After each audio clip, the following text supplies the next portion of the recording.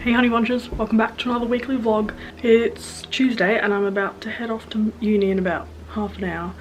But in the meantime, I've been doing a lot of staring at a screen this morning, so while I need to stare at a screen for a little bit longer, I want to multitask and do something else. So I'm gonna do a bit of a clothing cull of just a few things while I watch Making of a Murderer. We have to watch it for our documentary class and my documentary class, and it's really not my thing. And anyway, I watched 2 of the episodes, the first 2, but actually it was the first 2 of part 2 that we need to watch, so great. It's a sort of show that makes me feel really murky and not like humans. So also, like, I watched the first, if you have watched it, I've watched the first episodes of it and I was totally taking in everything, not realizing that, like, as fact, and not taking into account the bias that the filmmakers have and their agenda, and I just don't know what to think in relation to that, the story. Let's get into some clothing culling. Not a lot, just a few things.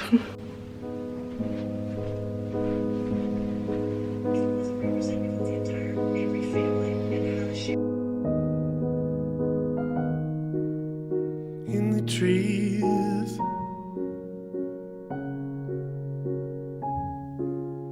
between the leaves,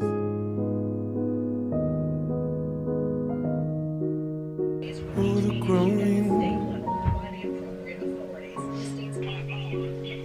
that we did, oh, the loving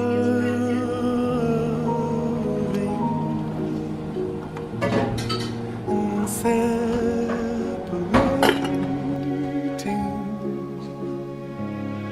oh, the turning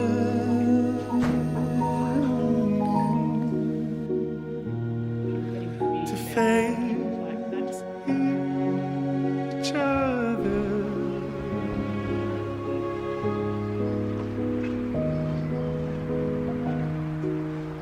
I divide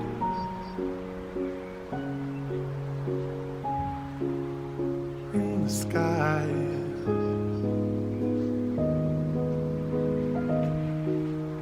in the seams, between the beams, oh, the loving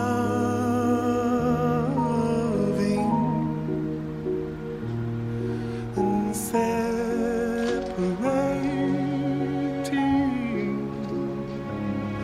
oh, the turning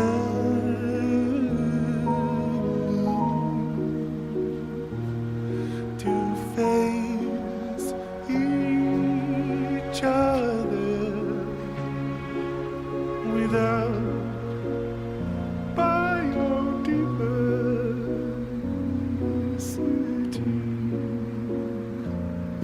and nothing means life like never existed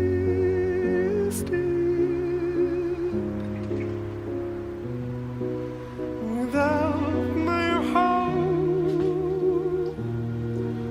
with no reflection. I cease to exist.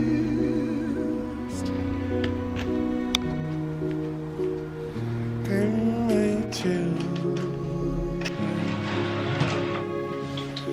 are dying now. Hey Honeybunches. I went to the usual op shop that I usually go to on the way home from uni today, and I got 3 fab things. Want to see?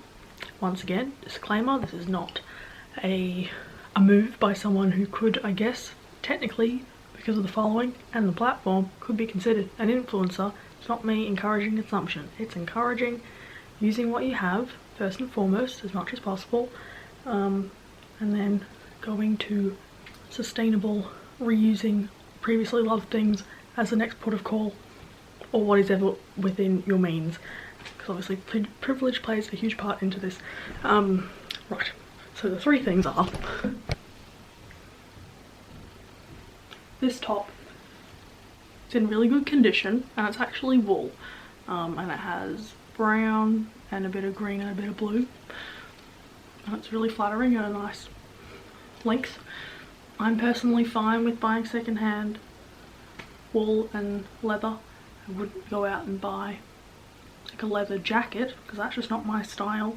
And I've said this before, but I don't see buying wool or leather or animal products secondhand as something I'm uncomfortable with or a problem in the ethical environmental department because they're already in the world. Then I got some purple shoes. They are kind of dorky but also kind of cute. They're just like walking shoes, and also like I duck outside to put the chooks away or go for a dog walk pretty quick, and my mum gets pretty annoyed when I go for a walk with her gumboots when she wants to be using them, so these can be my version of that. And then I got a bag, just a canvassy bag with a cute dog, you know, print on it. And now my evening shall consist of working my way through more of making a murderer. My children are dying now inside me. My children, all I love, all I know, all I've known. Hey Honeybunches, this top brings these pants into their own. Do you remember these from a past one? I took them in a bit too skinnily, too narrow, but it kind of, I don't know, makes it work. It's like a 90s country road, I think, guessing from the label. So nice. And we all know that Phoebes likes to dress in a colour palette, so this is expanding the browns, I guess. Yes, I have done a dog walk and some nannying today, and all people I've run into whose respective dogs / children's they are have said they haven't recognised me. It's like, ugh, am I that predictable that I only dress in pinks and purples? Probably. Today's been good. I got through all of the making a murderer episodes I needed to.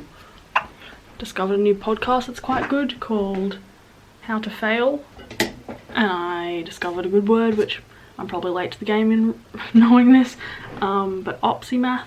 It's like someone who learns late in life or is a late in life learner, from good old Stephen Fry. So that's a lovely word, because a big yes to opsimath thing, or an opsimath. What a great word. What shit lighting though. I've been watching a lot of Psych to Go, that's a YouTube channel, vids lately.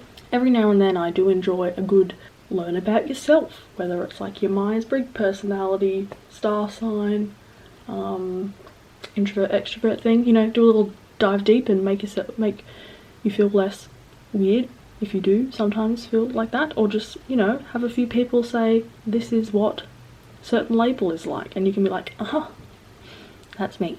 Also, while I totally love that I've studied sociology, having a little psychology indulgence moment, getting all personal, is kind of nice too. So I've been listening to introverts in relationships, introverts as friends, to remind myself of things that I do well and things that I could work on. Anyway, off to prepare dinner. Now inside me, my children, my children.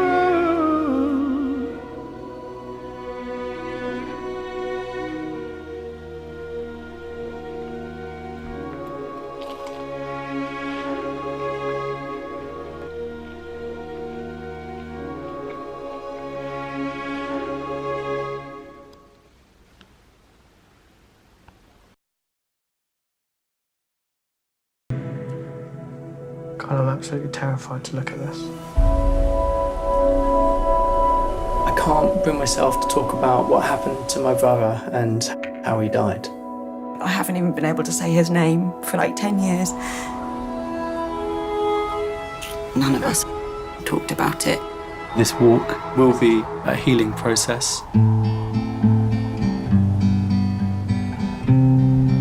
We have a history of male suicide. I can't fight the pit in my stomach every day that I know we're going to have this conversation. He was saying, like, I'm going to kill myself, like, all the time. Maybe I could have said something that would have meant he didn't do that. It's the legacy of what happened and how all of our relationships have been fractured. No, I'm sorry, I'm not chilling out. Dad, stop it. If you don't open up completely, how you're going to feel later on? Every day I'm questioning whether or not this whole thing is a good idea. His presence has such an influence. I see Evelyn as a guardian. If I had to pray, it would be to that.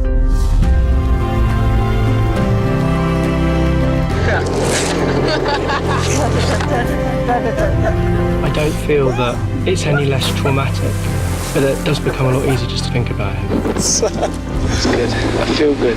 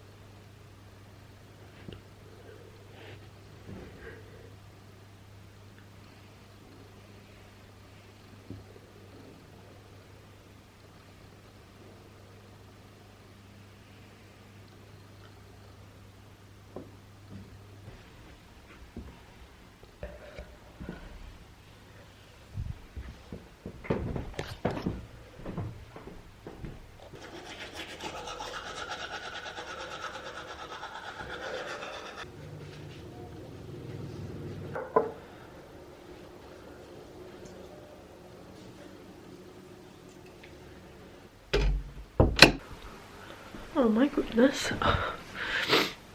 I feel semi-crucified after watching the Netflix documentary Evelyn. Most Beautiful Family. It's a documentary about a family coming to terms with the suicide of one of their siblings. That could be like the most impactful thing I've ever watched. Really recommended. Although you could come out looking like this. I was concerned at one point that the whole topic of privilege, I don't know them, but they appear to be a very privileged family, but it is addressed, so I do think that that was just like such a necessary film that needs to be made. It could not be more about the importance of talking about your mental health, so yeah, okay, I'm gonna go to bed now.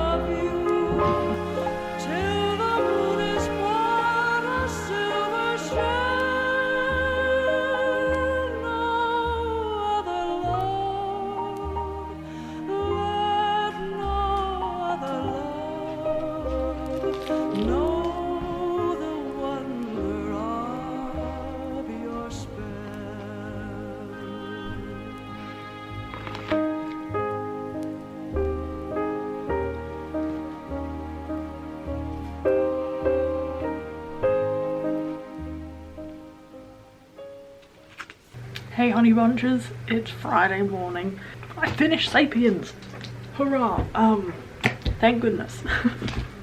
I did enjoy it, I would recommend it. It just so happened that the time of year, middle of semester, that I chose to read it made it a bit of a slog to get through. Anyway, I would love to read this little, it gets quite philosophical towards the end. There's a whole sort of chapter on happiness, and I just thought I'd read you this quote, which is so true.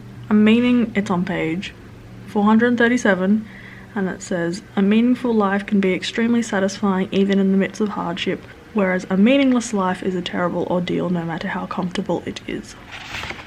So true. There are a few parts like that which I want to write down, commit to that long-term memory.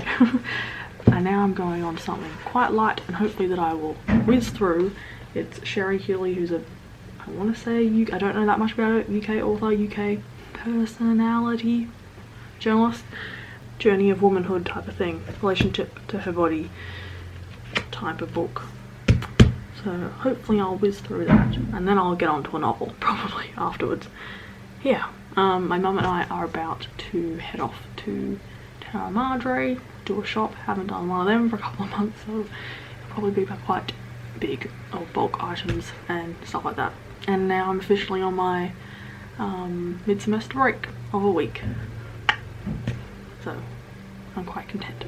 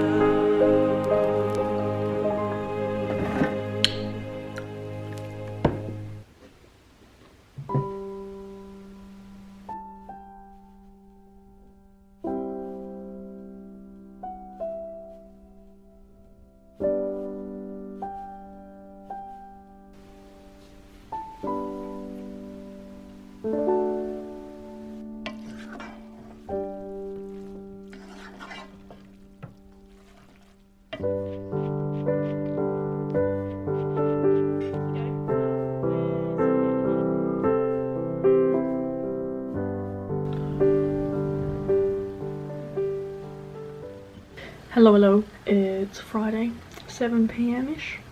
I had a really nice day. I dog walked with a friend, met another golden retriever, always a win. Went to this very reasonable, organic, lots of vegan options, bulk-ish type of shop called Terra Madre in Northcote. Probably heard me talk about that. And we had lunch at a place that was actually a bit too swanky for its own good. When you hear the words, "Would you like some complimentary water, sparkling or not," in the same sentence, you kind of like, here we go. I'm trying to upsell you with everything. Would you like an egg with that? I think I would have said if I did. And asking you how everything was. I had a matcha latte. I think that sealed the deal, but they're just not for me. It was too seaweedy or something. I know that doesn't make sense, but I found it quite difficult to finish. And I'm already a quarter of the way through my next book. That's the progress I want to get back into. But it wasn't all rosy. Said goodbye to my brother, who's going away for 4 weeks or so. Teared up quite a bit in the car driving away. But I wanted to say that documentary I watched, Evelyn. I know I looked completely distraught when I mentioned it, if I choose to include that in this vlog, but I rewatched it and it's just such a good film. I really want to watch everything else by that director. He also did The White Helmets. It's just got so much heart and humanness, and it has such human moments. They're a bit uncomfortable to watch at times, but that's sort of like my favourite type of cinema because we've gone too far in the other direction, in my opinion. It's too like glossed over. Everyone looks like a model. There's no real like raw humanness. It's all a bit superficial and glossy, so I would highly recommend it. Also, if you need to cry, that's the sure way to do it. And I quite enjoy crying. Like, it's a release, and the world we live in is really overstimulating, but it also doesn't really allow for much humanness and happy and sad tears, or just, you know, so I think we all could do with a bit of a cry sometimes. My battery's flashing, so I shall go charge up the camera and see you tomorrow.